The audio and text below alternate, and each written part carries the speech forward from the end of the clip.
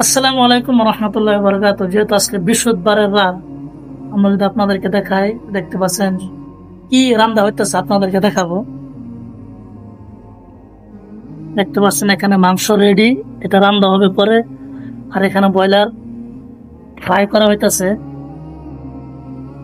দেখেন।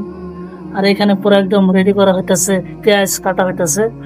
আসলে আমরা তো সারা সপ্তাহ ভালো মতন খাইতে পারি না, পড়ার টেনশন থাকে। সেই জন্য সব মাদ্রাসাতেই যখন বৃহস্পতিবার আছে, ছাত্ররা কি খাবে না খাবে সেই টেনশনে থাকে সবাই। দেখতে পাচ্ছেন, এটা আমাদের মাদ্রাসার জীবন ভাই।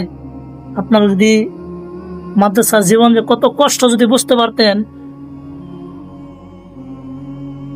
একটা দিন আসে খালি খাওয়ার জন্য। আসলে কালা শুক্রবার আসবে, আবার টেনশন পড়া।